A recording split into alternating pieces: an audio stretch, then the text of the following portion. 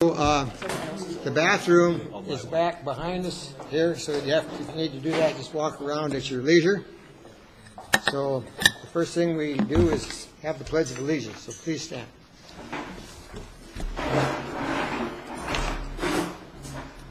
I pledge allegiance to the flag of the United States of America and to the republic for which it stands, one nation, under God, indivisible, with liberty and justice for all. And please stand for the invocation. Mr. Bywater.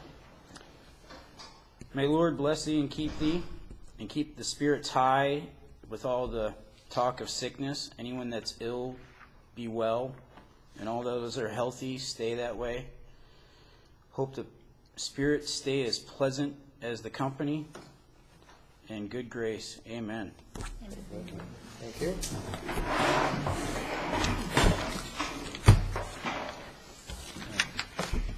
Could you call the roll call, please?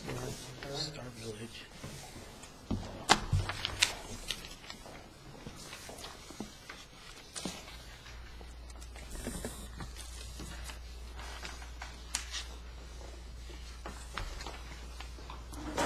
Koth.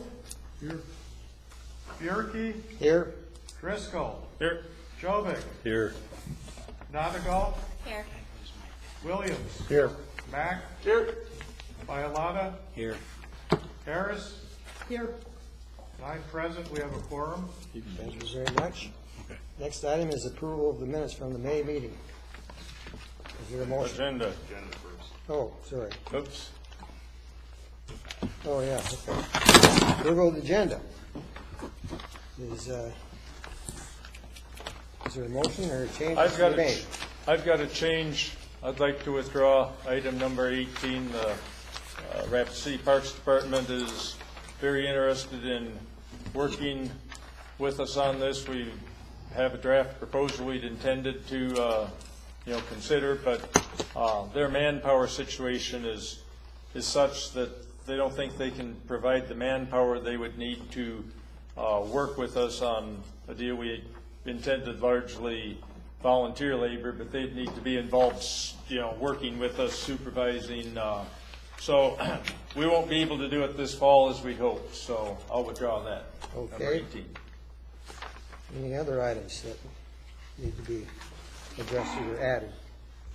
So moved as amended with striking out of 18 Okay, of the agenda. motion's made. Second. Second made. Dan I Driscoll? had something. Oh, go Chairman. ahead. Is Holly here, Tilford? I don't see her yet. Okay, I did get an email from her. We might just handle that under director's comments then. Is she planning on coming? Not that I'm aware of. I did get an email. I can brief the board under chairs, items from directors. Well, we do have an item on there, so maybe you could bring it up at that time. Did anybody notify her to come? Yeah, Dan did. Okay. Can we leave the Yeah, item she in acted and like drop it if needed? Yeah. She's well, not here. She's a ways down. Did she indicate that she was not going to be here? Not from the email I received. Okay, well, Didn't receive when we any. get to item 10, if she's not here, then I think we can take some action then. Okay, there's a motion and second to approve the agenda. All in favor of the motion indicate by saying aye. Aye. Opposed, same sign. Motion carried. Could I get who made the motion? And Tom second? Tom and Dan Driscoll.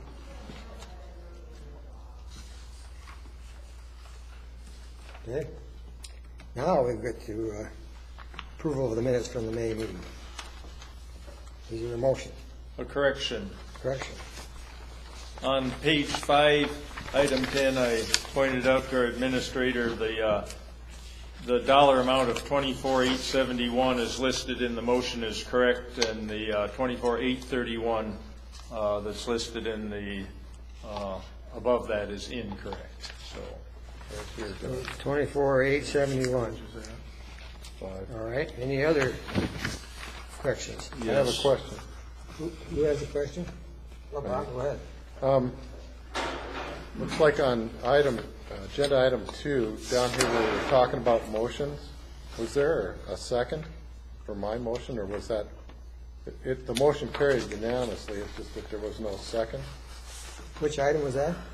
At the bottom, agenda number 4, where it's at 6:06, it says Williams, asked to have agenda approved. Did it require a second for that motion? Yes, it did. I don't remember who it Well, was. apparently we missed that in the minutes, but we can go back and Occasionally find it. occasionally things don't get seconded, and that might have been one of them. Okay, I can go back and listen to it. so you know where it is here, Linda. Page 5. So or 3. if there is a second, you will Yeah, just make a include it. correction. Okay. Is there anything else? Yes. Oh, Nathan, go ahead. On the third page of the minutes, which is page 6 of 28 of the packet, motion 6,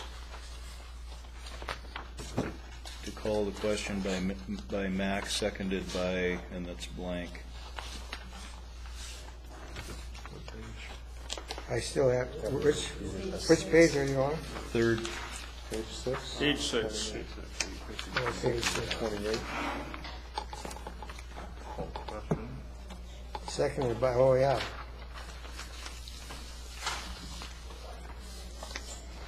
You could check on that, Dan? Yeah, so you could either approve them with those changes or wait till next time. Well, I would say if you could, I would say we approve it, and then you can check your records Okay. and just indicate who the second is by, if you could do that. Also move. Since you can't really move, correct? Or can you? I can move that. If you move, I'll second. If you can't move, I will. The motion for the approval of the minutes, you mean? Right. All right, I make the motion, you second it. Any more discussion? Did you get that, Dan? Got it. Okay. Seeing none, all in favor of the motion indicate by saying aye. All right. Opposed, same sign. Motion Abstain. carried. Huh? Abstain? Oh, one abstain by a lot.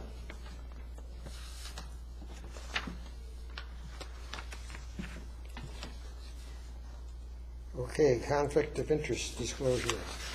In the packet, there's standard language for if there's any conflicts of interest by any of the board members, please indicate now on any of the items that we're going to be discussing this evening.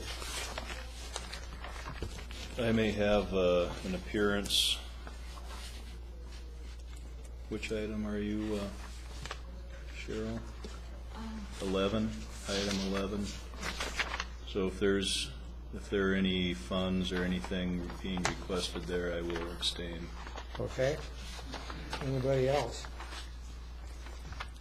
Very good. Next item is the treasurer's report. Yep.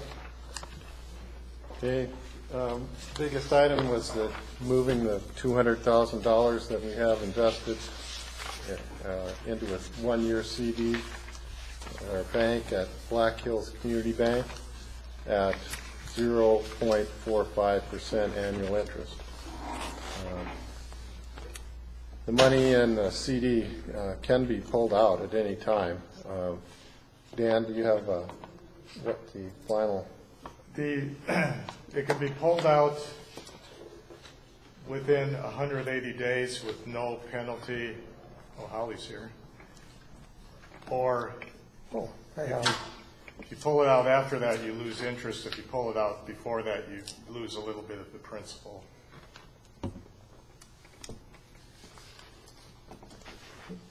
okay. You want me to go through Next deal, yeah. And the next part is treasurer's report in short. Going to walk through that. Mr. Chairman, I've got a question on that. What was the term on that CD? 1 year? 1 year. Thank you. You want me to take it? Sure, please.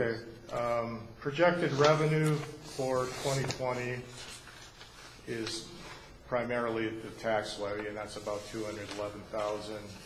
Funds currently on hand as of the 8th were about $608,000.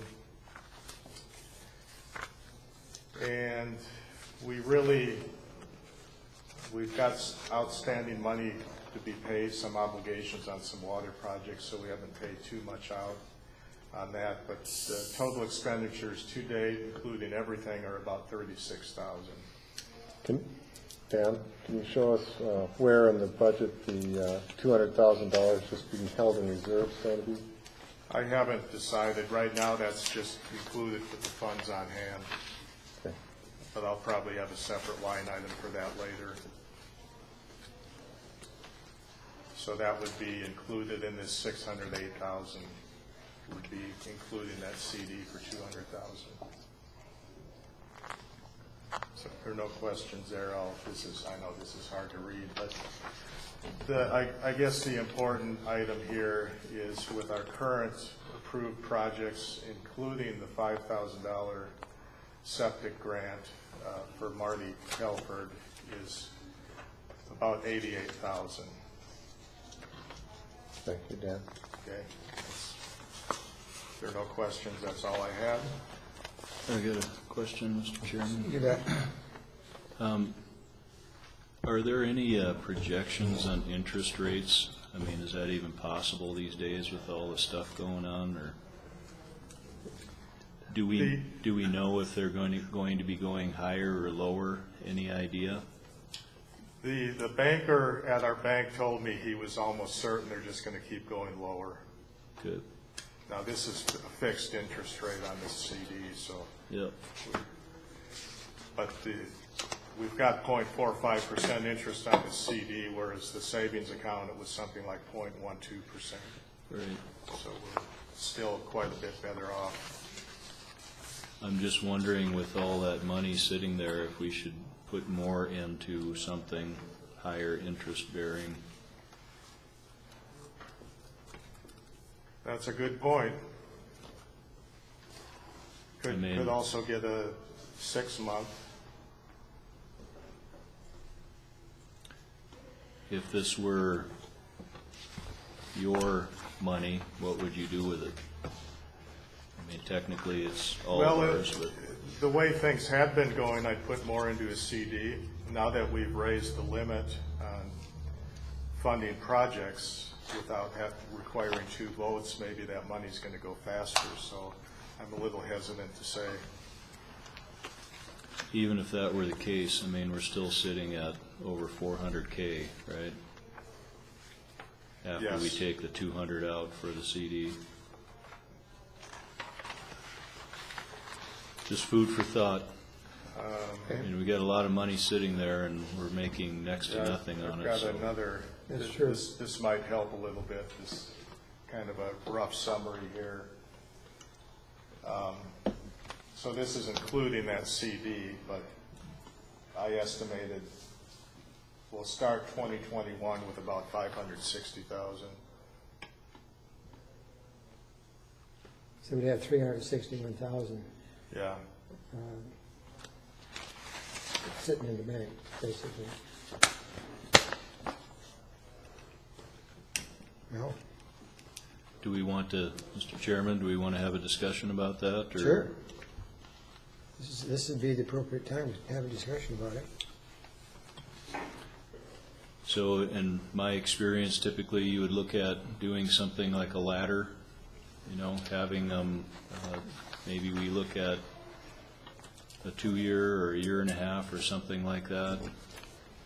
So it comes out at a different time. Some time ago, I presented, I think, having a 1-year and a 2-year. Since we can withdraw after 180 days with no penalty anyway, I didn't really see a point in making it too complicated because that money is still available. That was my opinion at that time. I could investigate. I suspect the interest rates are a little bit lower now.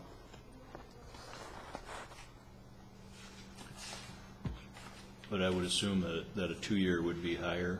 Yes, that's probably a safe assumption. I have a question. Yes, Wendy? So, being the newest member, one of the questions I would have is, historically, do you spend about the same amount of money every year on different projects? And can you predict what the future looks like before you put money in No. and commit that money? No? No, we really don't know what's going to be coming down the pike, Okay, other than ones that we do it pretty much annually. okay. When the, one prime example is the $150,000 we had invested in the Game Fish and Parks dredge project. That was there for, what was it, 2 years before we opened up the dredging because of the flooding and so forth. But it was And- obligated. Yeah, it was obligated. Yeah, So so we that- have, we do have projects that get more than Sure. $25,000. Ron, did you have your hand up? Thank you. Yeah, I had a question for Mr. Mullally. Is there any options out there where local banks, other than the one we right now work with, have some kind of, in quotes, high yield savings account that would do a better job than just a checking account, or are we doing the most we can out of, a locally owned, basically a cash type account now? Well, at the time when I first investigated this, I think Director Driscoll mentioned the Black Hills Federal Credit Union, and I went to them, and I had to go through several layers to get an answer. They weren't real thrilled about getting involved with an organization like us, but when they finally did get a number, it was a higher interest rate than Black Hills Community Bank. But I'm a little hesitant to start spreading our money around since we do go through changes in administration and directors, and it seemed like it would be better to keep all our money in one place, was my opinion. Yeah. I guess, Go ahead, you're done? I guess I don't have a good thought on that, other than that if we make more money in a local account, that might, and it's readily accessible, it might be worth thinking about again, I don't know. Did you have a question Um, or comment? I guess relative to that, that maybe was the percentage amount then so small that it's almost inconsequential? Are you talking about the difference? Right. It was, you might say it was significant, but it was less than what they would normally give to a private person. It was kind of a strange situation. I had to keep working myself up the food chain to get an answer. And eventually they said, well, just take whatever we advertise and subtract 0.2%. They almost didn't want that much money, was part of the problem, I think. And that aside, could we consider appointing, have a couple of directors volunteer to work with Dan to maybe come up with an alternative or two on, say, another $200,000? I guess my experience is there's always plenty of time to react, and like you say, we can, without penalty, withdraw at any time. Yeah, 180 day deal is, I think, a good deal. Yeah, we could, are you volunteering? Nope. Mr. Chair, Got too many other We do have a fish. treasurer, I yes. have a question first. I think this would be best suited under number 16, because if we're going to tell the taxpayers that we're going to invest $400,000 of their money so we can act like a bank and collect interest, maybe it's time we start taking less of their money.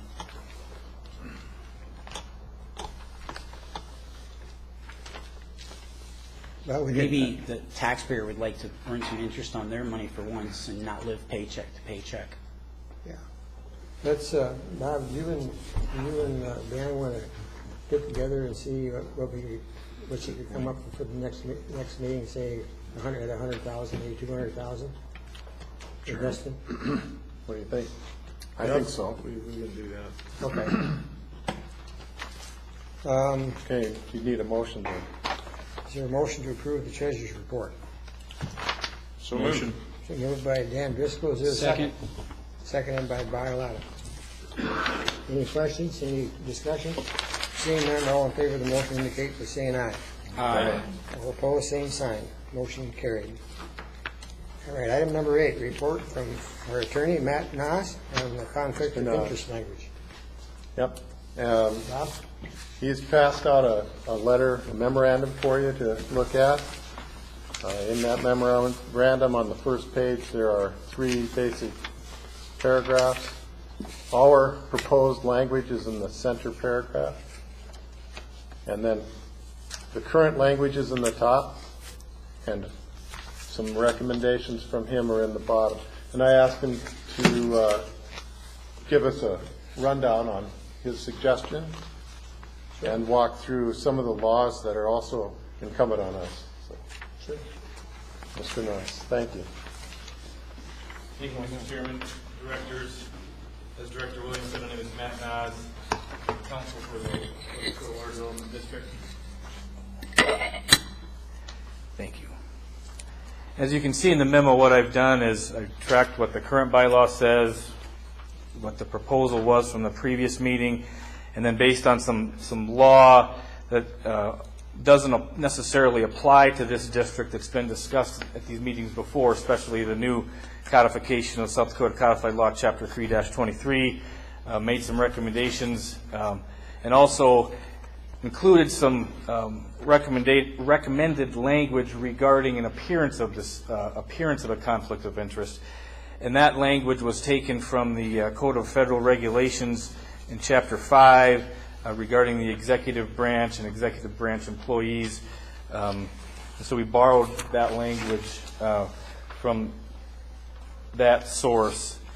As you can see from the definitions of interest and derive a direct benefit from that are found in SDCL 3-23, as I looked at the proposed language and compared it with the language in those sections of the code, it was my thought that perhaps that's what the directors were sort of shooting for with an updated bylaw regarding conflict of interest, was to define conflict of interest as it's defined in those sections of the code. And those sections are there. One of the reasons that caught my eye was the language in the proposed amendment, specifically, or is employed by a governmental body.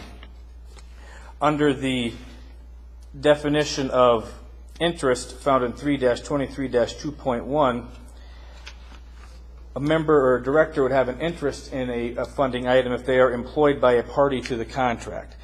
So if we incorporate that definition into the new bylaw, that would encompass the governmental employee language found in the proposed amendment.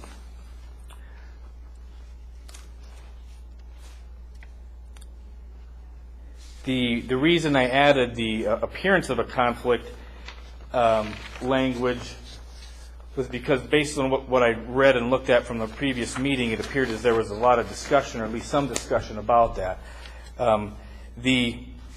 Honestly, I think it can be, it's workable language in the proposed amendment. The language or the appearance of a conflict of interest to a reasonable person. Part of the thing that tripped me up about that was the shall disclose part. Shall disclose to the board such conflict or the appearance of a conflict of interest to a reasonable person. Frankly, the language just tripped me up a little bit. So I went to the Code of Federal Regulations, and I think that Director Williams had provided some direction as to where to find that initially. The CFR discusses and utilizes the phrase that a reasonable person with knowledge of the relevant facts would question the director's impartiality in the matter. That's what's used by the federal regulation there. I added some language from South Dakota negligence law regarding reasonable person. That's cited on the last page. Basically what that says is the law doesn't tell you how a reasonable person should analyze the situation, but the law allows you to consider all of the facts and then make your own decision as to whether a reasonable person would feel that a director's impartiality was questionable in any given situation. That's a thumbnail of what I did. I'd be certainly happy to answer any questions. Again, my recommended language is for discussion purposes. I'm not saying that that's by any means that that's what the board needs to do, but I think it's an opportunity to have some conversation about what an amended bylaw would look like or could look like. Yes, sir. So is there any problem with the proposed amendment as it's written that would put us in any kind of legal jeopardy? I don't know that there's necessarily a problem with it. Again, the employed by a governmental body that has a financial or property interest. My question was whether or not the board, or excuse me, the directors wanted to limit it to only governmental bodies. And as you look at the South Dakota law that's recently enacted, again, it doesn't apply to this district. It's not limited to just governmental employees. So It's a broad, it encompasses any employee-employer relationship.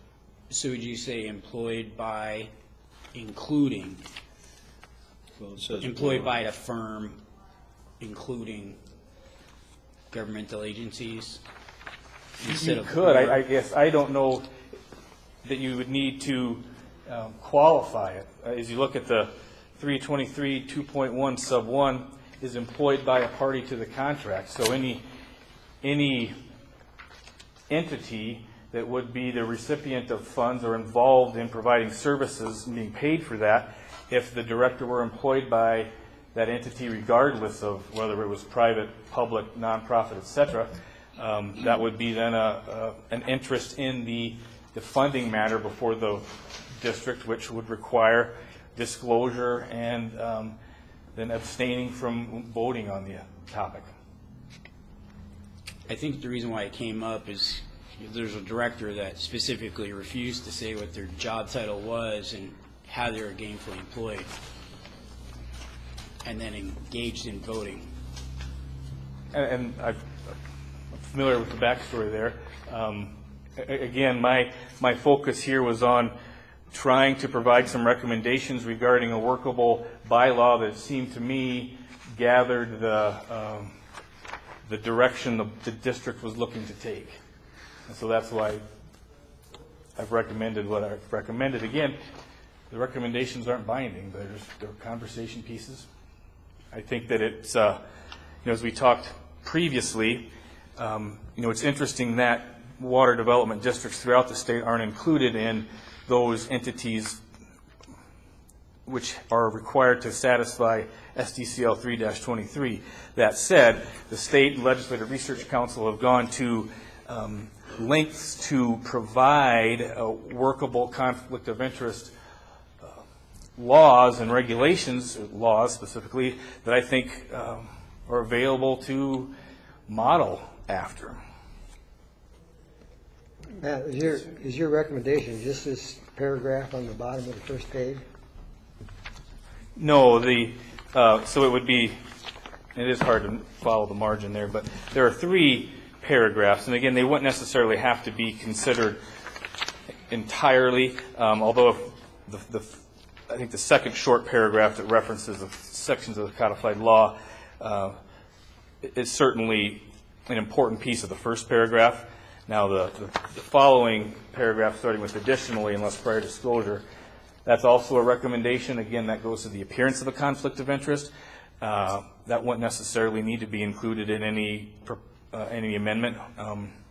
But it was my takeaway from the conversation at the last meeting that the appearance of a conflict was something that the district was thought important.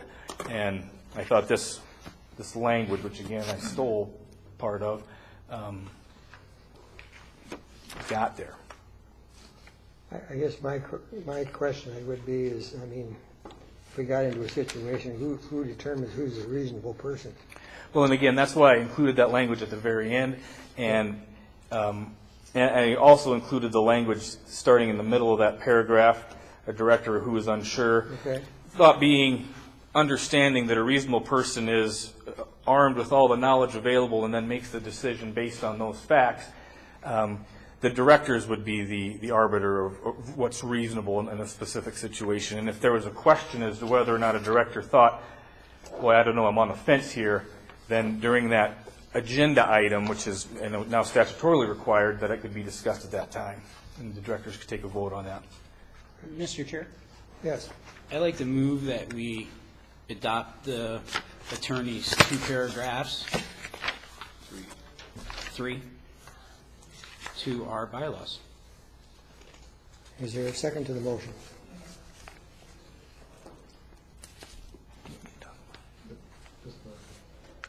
Yeah, I'll second it. Okay, seconded by Bob. Did you have your hand up, Dan? I did. I wasn't sure if Linda wanted to take this or not on the requirements for the notification period. Let's just handle this first. Discussion on the motion. Nathan? Matt, I think your language looks good. Again, it's the backstory that's kind of driving this, and I'm looking at that last sentence of the last paragraph. If the majority of the other directors present vote that no appearance of a conflict of interest exists, the director shall be allowed to participate in the matter. So we as a board seem to be divided on ideology, and so if that person that's involved in this activity happens to fall on a side that has a majority on the board, then it could very well be that we're in a situation where the person is actually engaging in a conflict of interest situation, but the board directors, the majority of them, aren't willing to call it. Is there a way that we can put teeth into this? You know, I thought about that, and unfortunately, I came here tonight without an answer to that question because I don't know. I searched through the water district statutes, the other public entity statutes, and not that I found, frankly. Excuse me. I think the way this is written, and again, doesn't need to be adopted verbatim, but the way this is written, I think you put, well, you probably can't put divided ideology aside, but the idea is that the reasonable person standard is meant to control. And so when the board votes based on the reasonable person standard, and again, this only relates to an appearance of a conflict, not an interest in or derive a direct benefit from, as discussed in the previous paragraph. But when the board votes regarding the appearance of a conflict, and they are utilizing the standard, a reasonable person with knowledge of the relevant facts would question the director's impartiality in the matter. That would be the long and the short of it. The reasonable person standard would apply, would control. And you'd have to trust that the directors carefully considered that and gave it the consideration it was due. Is that defined anywhere legally? On the very last page, I looked at that too, whether or not the reasonable person standard is defined anywhere, and we borrow it from negligence law, which defines the duty of care one owes to another. And my takeaway from that was, well, there's no clear definition that can be utilized in this context. The language from that case that says, how a reasonable person should act under facts similar to those shown by the evidence. That is for you to decide. And that was based on a jury instruction that was affirmed by the South Dakota Supreme Court. And again, what that shows is, well, there's no clear definition of what the reasonable person standard is. That's almost because the reasonable person standard is so subjective. It's based on the knowledge of the facts.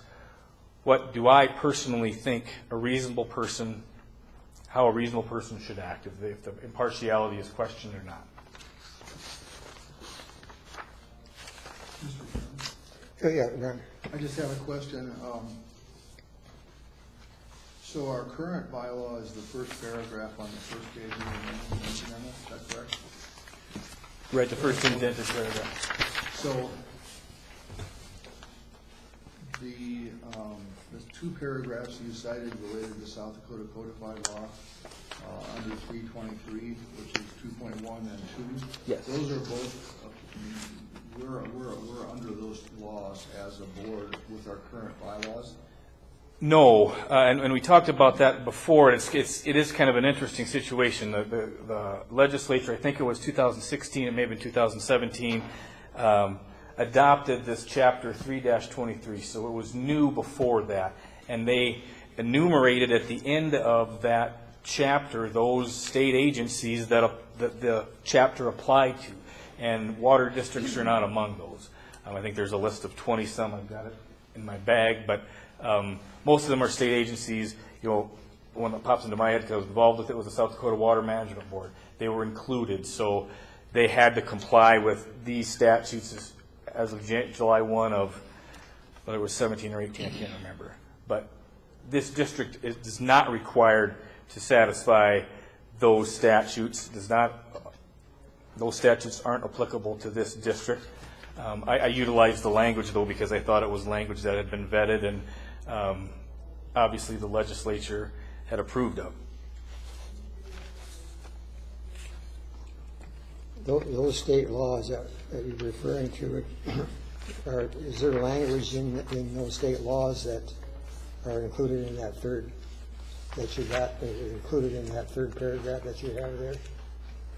If you look at the first sentence, any director who is present at a meeting at which is discussed any funding matter, which is from your old bylaw, or current, I should say, in which that director has any interest, and then, or from which the director would derive a direct benefit. And so those words, interest and the phrase derive a direct benefit, are then defined in 3-23-2.1 and 3-23-2. That's why the short paragraph that says, for the purposes of this article, the term interest shall be set forth in, etc. Well, I'm having a little issue with that third paragraph, quite honestly. If we just included the language that you have on the first paragraph and just the second paragraph, that pretty much would put us in line with the new state regulations or the state law then, right? I think that's true. And again, you know, the appearance of a conflict of interest was, I included that because of the way I saw the conversation, at least the discussion, and going from the last meeting, that was important to discuss with the directors. So the last paragraph, I hope I'm answering your question here, but the last paragraph about appearance of conflict of interest doesn't come from that chapter, South Dakota Codified Law, but again, it was borrowed from a federal regulation governing employment of executive branch officers, officials, etc. Yeah. Anybody else have any questions for Matt? Do you think that it's necessary to add the language about appearance of conflict of interest and the reasonable person component? You know, what I would tell you is, if you're going to add the language about the appearance of a conflict of interest, I do like the addition of the reasonable person language, because then it does provide some context and direction as to how that's to be considered. Whether it's appropriate to add appearance of conflict of interest language, frankly, isn't for me to say. I think that if you do, I think this language provides the direction necessary to make that determination in conformance with state law, with South Dakota law, and it goes further than what the current state laws go. Goes further than where the state law, that's a poor sentence, but it goes further than state law on conflict of interest. That said, whether it's the right thing to do or not isn't for me to say, frankly. Mr. Chair? Yes. And the reason we're doing this is because when we spoke with the state's attorney's office, they said we don't have laws that cover the appearance of a conflict of interest, and it's up to you as a board to determine what drives and which field you're going to be following. underneath policy. Yeah, I knew that. It's just, personally, if I had any situation like that, I don't know if I'm qualified to determine whether you're a reasonable person, or she's a reasonable person, or he's a reasonable person. And then frankly, that's the idea. situation every juror is put into. Well, yeah, I don't know. I'm not going to vote for this with that paragraph in there. I think we should reference your second paragraph there, short one. We probably would be a good idea to include that in our conflict of interest. Mr. Chair, there's a specific reason why we are including it. Certain persons failed to divulge their business employment, and when pressured, still refused, then lied about it, and then were covered up by other members of the board. Well, I mean, I was there. I was present. I know what you're saying, but I wasn't in total agreement with what some of the board members said. Gainfully employed, even under our own policy, by the person getting the money and then voting for and pushing for that vote, then you completed a conflict of interest, period. Even under our current bylaw. But that was still ignored. So we need something a little bit more cut and clear so people with a PhD can read between the lines. Nathan?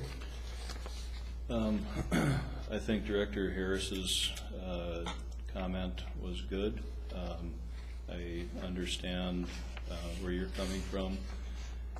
Originally, I was leaning toward the proposed amendment that's presented in the middle of three options here.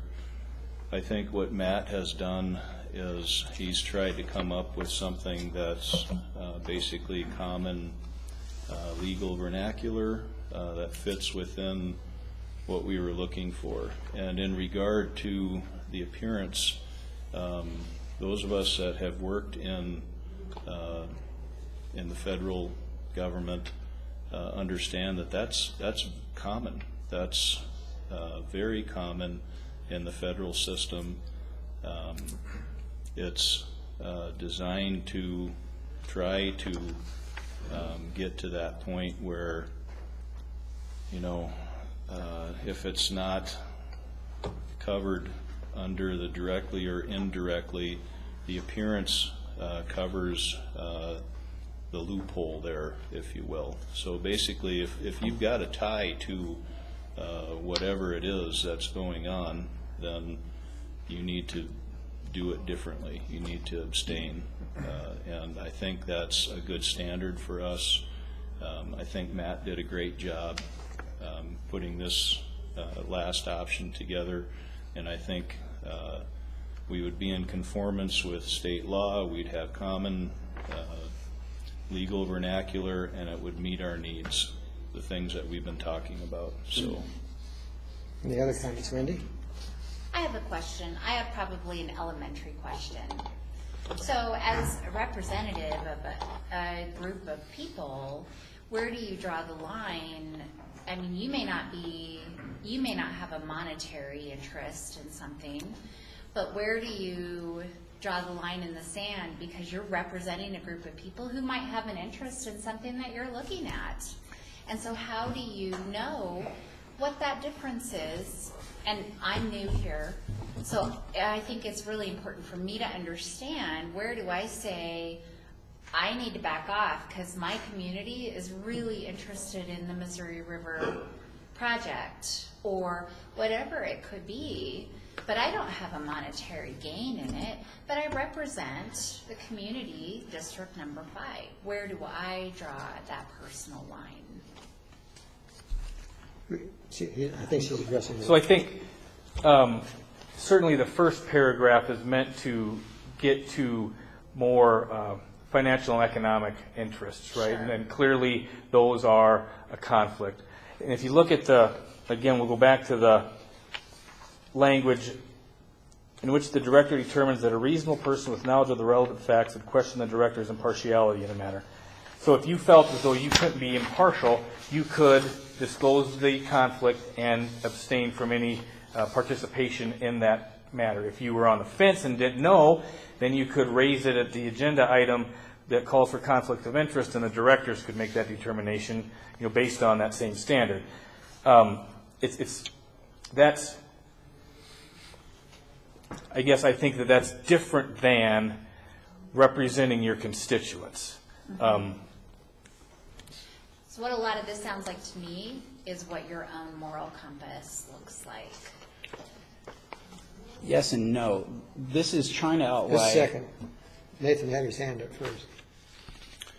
I was just going to comment. I think that's a great comment. I think that's kind of what it's all about. I mean, if you don't feel right, if there's something inside you that says, I'm not sure if this is right, that's probably a good judge right there. And so, and basically, I did the same thing at the beginning of this meeting today. So if you're not sure, then just remove yourself from it. So I think that's the bottom line of what we're looking at here. And frankly, that's what that first couple sentences in that last paragraph are meant to get to. Thank you. Go ahead, Jane. And it's a little bit more clear when you're employed by somebody, that's cut clear line. If somebody wines and dines you as an elected official, Sure. They buy you a barbecued grill, yeah, they cross the line. If they repeatedly, hey, we're going to take you to lunch to discuss this topic we want you to put on the board. Nobody needs to take us to lunch to discuss the topic. They can just discuss the topic.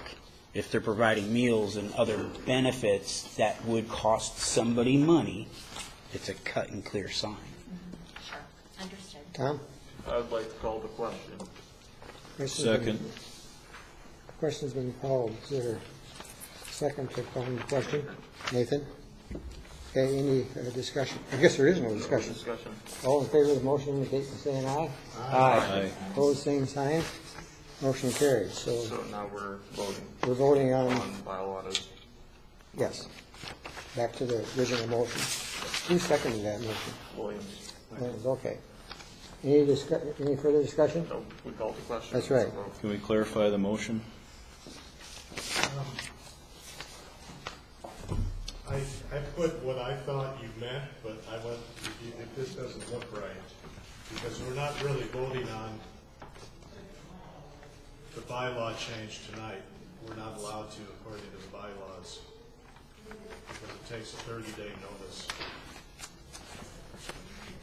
So the motion should, So what I put down, I'll read it to you. Motion by bylaw, seconded by Williams, to distribute the attorney's recommendation to the secretary for distribution to the directors pending a final vote, which would be at a later meeting. Okay. Do you agree? Yeah, and I just wanted to hold off having that in the middle of the Well, first yeah, I discussion. understand. I want to get the motion right, though. If this isn't right, then we'll change it. is that I have a okay? question. Since it was advertised already, did the exact words need to be advertised? Yes, no? Would be my understanding that if we're going to vote on a bylaw change, it has to be the exact wording. Okay. Is that, That's my opinion, too. This is probably hard to read, but the bylaws may be amended at any regular meeting of the Board of Directors by a favorable vote of at least 2/3 of those directors present and voting. Proposed amendment to these bylaws shall be submitted to the Secretary by a director at least 30 days prior to the regular meeting at which such proposed amendments are to be considered by the Board of Directors. A copy of the proposed amendment shall be sent to each director by the Secretary at least 15 days prior to the meeting at which such amendments are to be considered by the Board of Directors. So in other words, I think the that's Secretary been met. needs 30 days notice, and then within 15 days of the meeting, she will provide that verbiage to you guys. that would be on our October meeting that Yeah. we actually vote on? Mr. Chair, I believe that requirement's been met since we did post the fact that we are amending the bylaws with this specific clause. I don't think that's true. Well, I guess I thought I heard that you were going to use the attorney's recommendation. That's correct. We did advertise that we're going to amend specifically this bylaw. Not with that language. This is a specific language that we're looking at here this evening, so I don't think that's true. Okay, we've got a motion, but would the motion maker and the second agree to changing the motion to the wording that Dan had posted up there on the board? I'll agree. Bob? Sure. Okay, so we're going to be voting, In October. well, we're going to vote tonight on this motion. And that'll put the wheels in process, the 30 days and the 15 days, so. All in favor of the motion indicate by saying aye. Aye. Opposed, same sign? No? I'm voting no.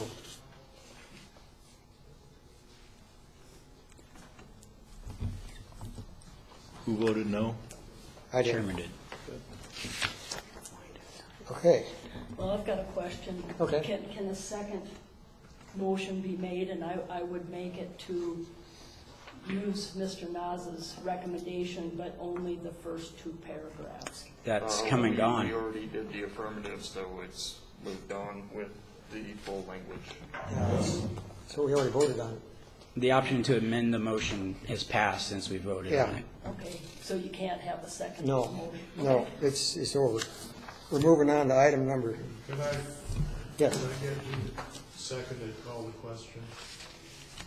I did. Joe did, Nathan did. Okay. Okay, item number 9, asked John Carrero from the Game Fish and Parks to give us an update on the Canyon Lake dredging. John?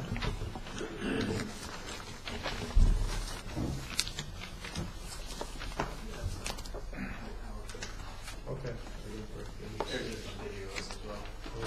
Tell a joke or something.